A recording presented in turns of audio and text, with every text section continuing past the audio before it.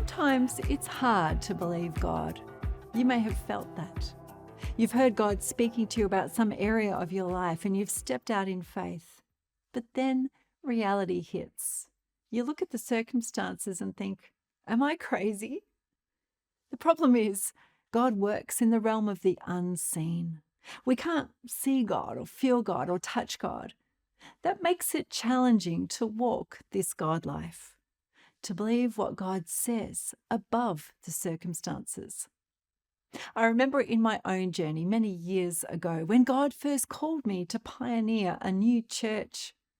The circumstances did not look good. We were lacking in resources, money, and people. And on top of all that was my own lack of experience and insecurity. What if I failed? But the words and promises of God were never meant to happen naturally. When God gets involved, there will always be a lack of resources, a lack of confidence or money or opportunity. Things will never happen naturally because God works in the supernatural and His words override what we see.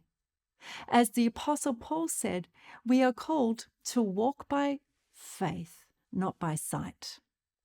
When we struggle to believe in God's promises, Abraham is a great role model to look to. God had spoken to him about this grand plan, this new future about giving birth to a child who would go on to become a great nation that would bless the world. The problem was, it wasn't happening. His wife, Sarah, and he weren't able to give birth naturally because they were too old. They struggled in their rational minds to believe what they couldn't see. Sadly, Abraham and Sarah gave in to their doubt and tried to make things happen in the ordinary way. They arranged for Abraham to sleep with his slave woman, Hagar. It was like the ancient form of IVF. And it worked.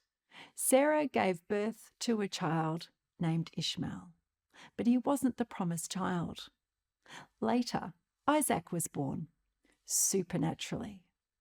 In Scripture, he's described as the child of the promise. As it says in the letter to the Galatian church, Abraham had two sons, one by the slave woman and the other by the free woman. His son by the slave woman, Hagar, was born in the ordinary way, but his son by the free woman, his wife Sarah, was born as a result of a divine promise.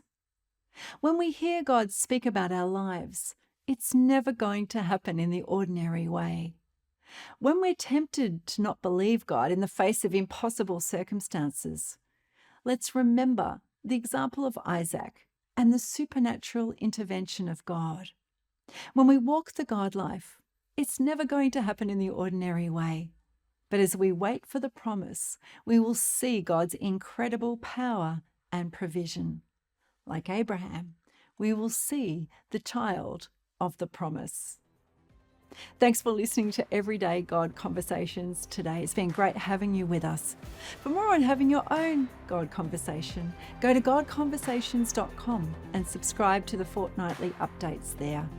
I look forward to seeing you again next time.